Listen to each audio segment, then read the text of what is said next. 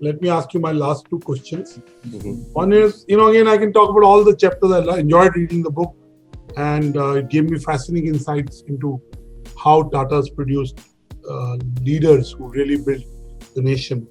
Now, you talk about, beyond the numbers. You also talk about how Mr. Tata said, we build systems, but you also have a chapter called Human Dignity. Because how does a leader, manager go beyond the numbers? And in whatever we do, still keep human dignity. For example, sometimes as a leader, CEO, you may have to take hard decisions on letting people go. And, knows leader likes it, doesn't do it voluntarily, he or she.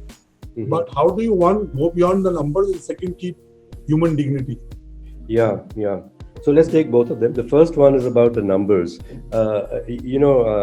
Anurag, economists who study complex phenomena, because it's so large and so many things to be considered, they use the convenience of numbers. You convert every factor in the system into a number, so you can put it into an equation. Yeah, you have to have everything in the same call it currency. It's all numbers, and so then you can calculate from your equations what needs to change. So this way of managing is becoming, today we're talking about data analysts also, that get the numbers and you'll find out what is going on, but you don't understand reality unless you see reality for what it is, because many things about reality are not convertible to numbers so easily, like human beings' aspirations, human beings' concerns, human beings' anger, human beings' lack of trust in you. These are not numbers. You have to go to the real person, listen to the real person, go to the real place, observe the real thing. Then you understand. Now, Murugaoka said this. Of course, he knew numbers. He was a very sophisticated engineer from Imperial College. He was declared one of the best engineers ever because of the systems that he created, manufacturing systems. But he knew numbers, as I said, very well. But for reality and for making change, he says you go to the people. Go listen to the people and understand them. So this I learned from him. I mean, I also was a physicist and I knew my maths as well as anybody could and needed to know in those days. But he said, no, go rub your nose on the shop floor, go talk to the real people and in the real places and listen to them about real things. And this is what, like I mentioned in the book also, the Honda Motor Company also had this philosophy, and that's why they were very rapid learning organizations. And so the mindsets of the leaders of Honda and Suman Murugaoka were so similar. So it's not in the numbers that you'll find the answer. You'll find the answer in the people. And the people might suggest to you what numbers you should pay attention to rather than the other way around. Okay, so that's one very important insight. Now about the dignity of human beings, and you mentioned the thing about letting people go. Telco and Suman Murugaoka was the only Tata company in those times which would let senior people go.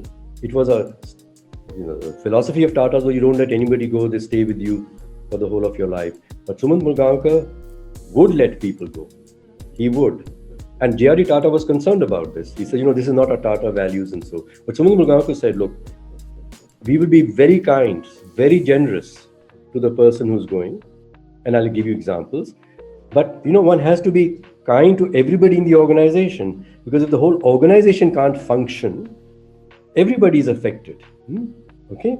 So I was in charge of the human resources and to build these things up. So it could turn out, as it did, that some very senior people who'd worked with the company 35 years, now at second levels close to the top, were not able to, keep up with the pace of learning of the organization. They knew lots of things and were very experienced and were valued for what they'd done, but they couldn't keep up with what was now required to be learned and done. And so therefore they couldn't be good leaders for the people that they were leading. So now, they would therefore come in the way of others learning. So what do you do with this person? So give them a chance, give them feedback, but then you realize that they are suffering actually. They realize that people are tolerating them and not valuing them.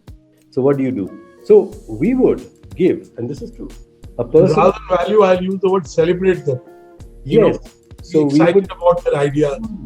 Right. So get a person and give a person 2 years full salary. I'm talking of, the times of the 1980s and 70s. 2 years full salary with house, with transport, everything. Because we don't want your family to suffer in any way. We don't want you to feel the pressure that, look, I've lost my job, what do I do with the family? But then you lose respect, you see, in the family also. Of course, there was some loss to say, but why did the company let you go? So that conversation about, here you don't seem to be able to get the most out of yourself and prove your value. Let's help you to see somewhere else you might be able to, find more value. And the people that we let go, all of them, I would say almost all of them became CEOs of other companies. So they got, but we had this deal with them that if within 2 years, this is your integrity, you get a job which is going to pay you, please let us know, then we'll stop paying you and looking after you, right? But up to 2 years, we'll certainly do it. Similarly, when we took graduate engineers, all the young graduate engineers and people from management schools would ask us, when is my next promotion going to come? There's such a hurry. And we said, look, yes, it may be in 2 years or 3 years. But remember, there's a pyramid here. All of you are not going to be CEO. So some of you are going to find that some others amongst you are doing better. So if you are leaving this company, and many of you will have to leave, you must leave to get an even better job than the one here at a higher salary. That will be a test for you of your own worthiness and the fact that maybe somebody over here fitted better in our organization. I'm not even saying that person was better than you or worse than you, but seemed to fit our organization. So these were the principles. So we were letting people go, but were adding so much value we felt to them. The proof of it was you could get a very high job somewhere else at a better salary even. So we were producing leaders for industry, producing not leaders for ourselves. As Sumant Mugaonkar said, Myra, we've got to build an industry. We're not just building telco. Thank you so much, Mr. Myra. I wish a lot of leaders learned whatever you're saying today and implemented it. My last question. I can talk about all the 24 chapters. I've got that much time. There's a chapter called The Chairman and a Trainee. Yes. And to me, it became the most favorite chapter. Yes. So, we talk about the concept of mentoring and also reverse mentoring. Yes. So learning happens both ways. Yes. I'm sure when we interact with younger people, they bring something to the table that people with experience and accomplishments also can learn from. Right. It doesn't matter. I'm 50, whatever age you are. Right. You're born on 15th August, so you have a contribution to the independence of the country. So give us a sense of this chapter, The Chairman and a Trainee. Yes. When Telco Pune started, we started first with the training school, like I said. Right. Young chaps in their green uniforms working on these sophisticated machines, 16, 17 years old. GRD Tata came and Mugaonkar showed him around. The only thing there was the training school. And the other buildings were being built and the trees were being planted and so on. And so these trainees, did an exercise because, the chairman of the Tata company, and they, with their instructor's help, produced this thing. I'm going to show you. It's called the tranquilizer or the spinner. You can see it here, on the screen. Now, it's very complicated. It's a piece of stainless steel which is carved out and mounted on gimbals and so on. So this was given to Mr. GRD Tata as a token of affection by trainees of Telco. 6 months later, Mugaonkar said that Mr. Tata arrived in his office in Bombay House with 2 brown bags, and he opened them, and inside were 2 identical spinners. So he said, Sumant, the trainees gave me one and I made the other. Now you tell me which is the one they have given me.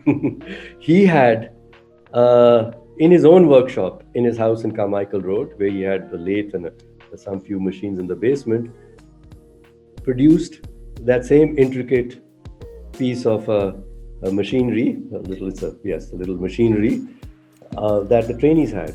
So here was, a man who was in his 60s, I guess, at that time, saying, I'm also going to do what they can do. They're 16, If they can do it, why can't I do it?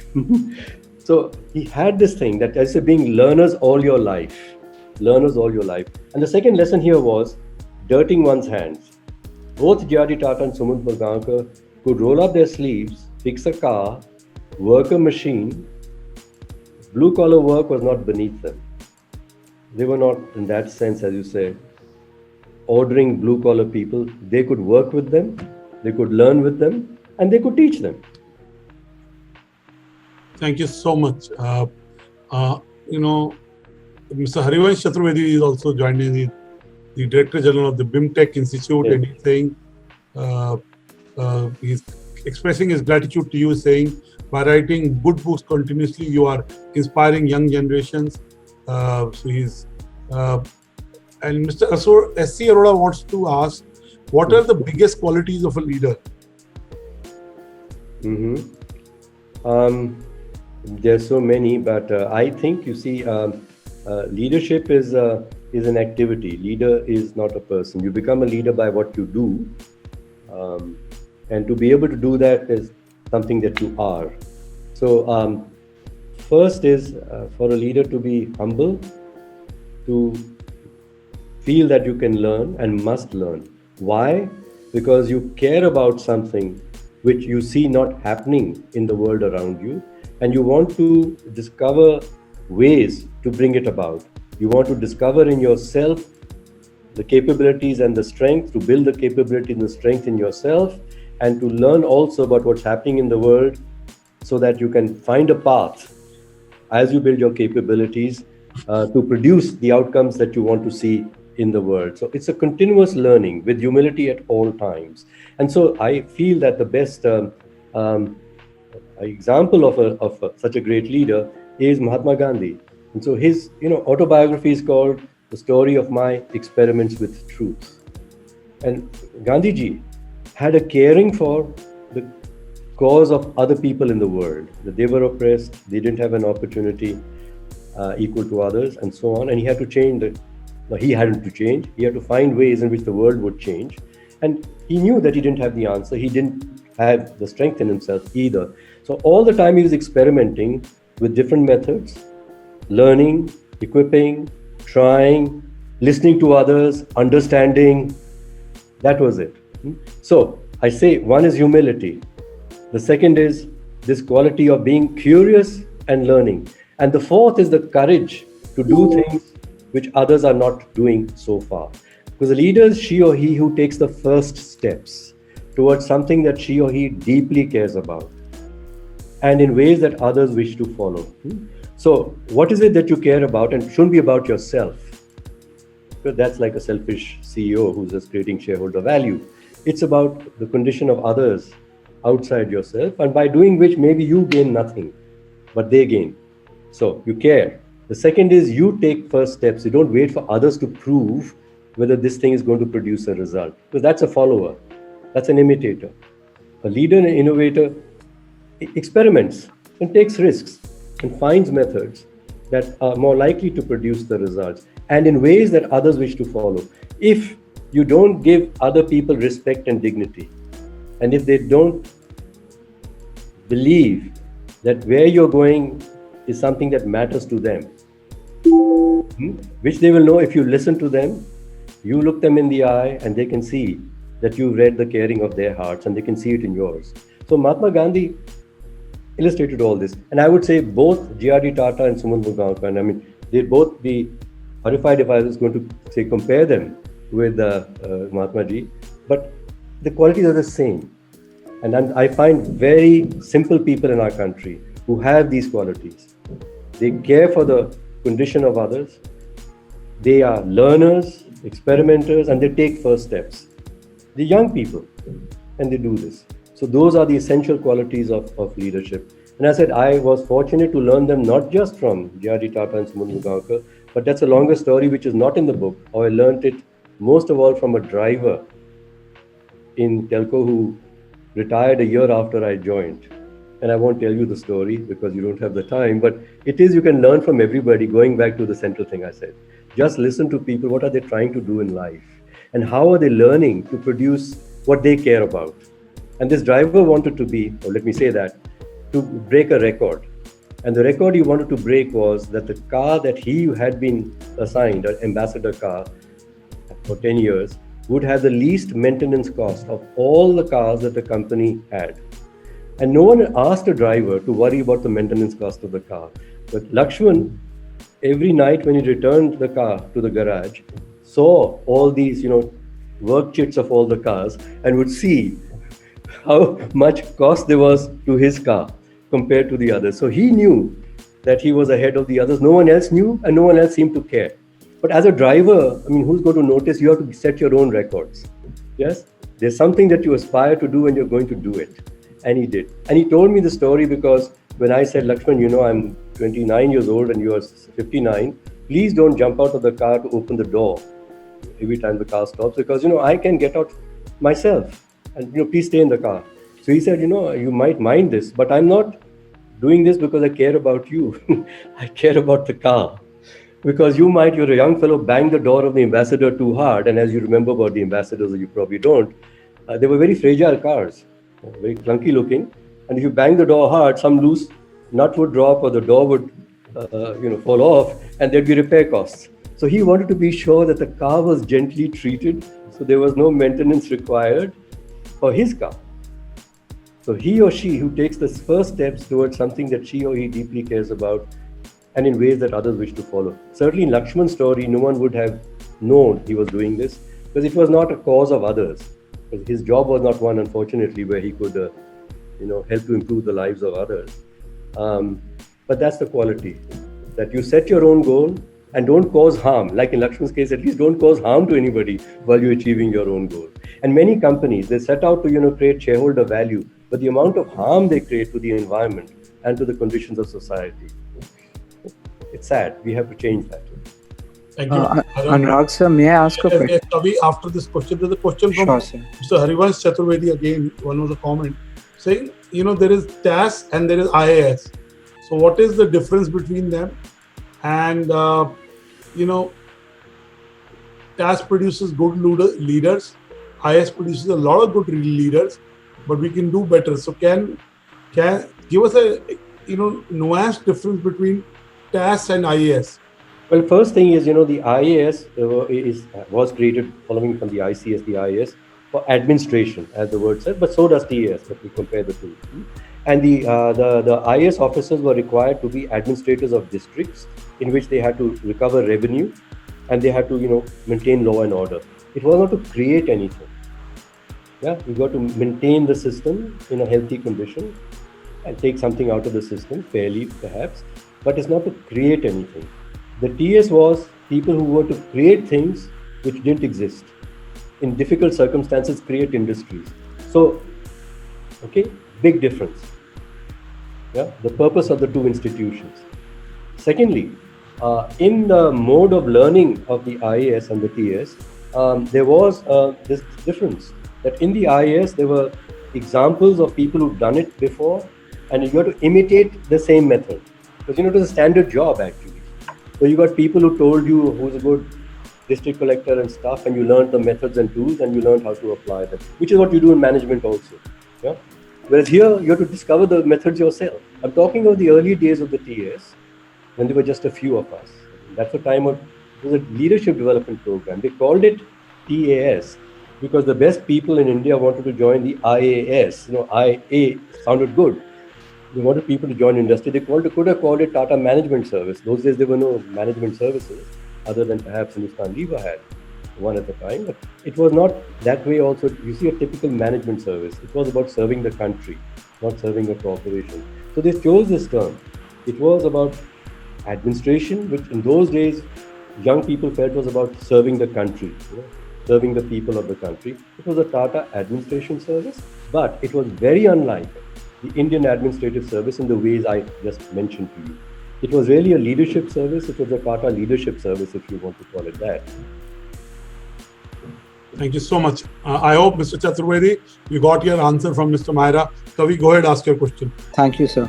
Mr. Myra, first of all, sir, it's a privilege talking to you. Sir, I wanted to ask you that how did the Tata Group do their process mapping with a purpose, creating environmental value and societal value? Because you mentioned purpose and value. See, nowadays we think that, as you said, measurement and numbers, we're just talking about it. I think before you come to the numbers, you should think about the shape of a system. I mean, what is in the system? What is in the system? So that is where you broaden your understanding of what is the system. So that there is environment in the system, there are people in the system, there are communities around your factory which are part of your industrial system. Now, that is the first thing of systems thinking. You've got to think of all of these things together. Now, why is it that when we use measurements, we tend to exclude certain things, as economists do and managers do? Because some of the things that should be considered in the system, we don't have numbers for. We can't easily put numbers on them. So economists will treat these things as externalities, and in their equations, they would have only the things they can quantify, which is why the management of the economy has not been measuring very well the pace of inclusion, the pace of sense of fairness and trust in institutions. These are not quantifiable. So we don't place any value on them in economics equations. And managers, who are a subset of economists in this sense, also when they get overly focused, nowadays particularly when you're getting data analysts, and the first thing that managers like to do is get to finance and get to data and maths, is that you're learning a way of thinking which is excluding an understanding of the whole system and human beings in the system. So I do say that first think of the system before you think about which numbers. And this is a question Anurag had asked me before about, it's the people and not the numbers. Yes, you should use numbers, the right ones. But for something for which you have no numbers doesn't mean you don't include it in your concept of the system and your equation of what is working, to make things happen. Thank you, sir. So just another quick question. So according to Christopher Schoch, he explains in his theory, the change management expert, he explains that any large organization, they have a cycle like contentment, denial, confusion, and then renewal, and then back to contentment after 5 to 10 years. So my question is that how did the Tata Group reinvent itself, re-engineer itself to come into the modern times instead of the old, sticking very comfortably with the old methods? Firstly, the Tata Group is many stories, and so you can say the Tata Group as a whole has done things exactly the same way and has consistently done things the same way over 100 years. So I'm just going to go back to your general question about these phases of going through change. Now, when you face a crisis, and you create an aspiration, another goal, then this transformative change cycle, the steps that Shaw talks about are there. But why should an organization have to keep coming to crisis and then say, oh gosh, now what do we do? There are many people who say the only thing that India will help India change is another crisis. But crises cause a lot of costs and a lot of pain. So why do we have to, allow a crisis to happen to us so that we can change? So continuous learning is what nature does. It continues to renew itself. It continues to say what's the next stage of improvement. It's small. So staying always in that mode of aspiring, learning, changing, aspiring, learning, changing. To go back to the total quality management method, as the people looked at Japan, they said, बड़ी छोटी चीजें कर रहे हैं. हाँ, छोटी चीजें करते ही जाते हैं. There's no crisis in those organizations. Whereas the Americans then had to say, my goodness, the Japanese have caught up with us. Now let's have another vision, write a vision statement. Then we're going to have to rethink the shape of the organization, throw half the people out. And there'll be all this, as you said, trauma. And then we'll recover. And then we'll carry on managing like the numbers without the continuous learning in it. And we'll have another crisis. Okay, thank you so much, sir. Thank you. Thank you, Mr. Myra. We're sharp at 5:01. We started at 4:02. So we've taken 1 hour, and it's always a pleasure chatting with you. I hope I get opportunity to have a coffee with you and chat with you physically, face to face. But thank you for writing these books because they bring stories to life, and stories inspire people. People in those stories inspire people. And even if 5 people learned from it and became the better versions of themselves and went on to make a positive impact in other people's lives, it would be worth it. So thank you so much. We wish you luck, and we look forward to another conversation. Thank you so much, Anurag. Thank you very much. It was a pleasure to read the book. Very much. Thank you. One of the things you have to do is to read the book and prepare. So, it's a good problem to have. Thank you so much, Mr. Myra. Thank you. Thank you. Bye.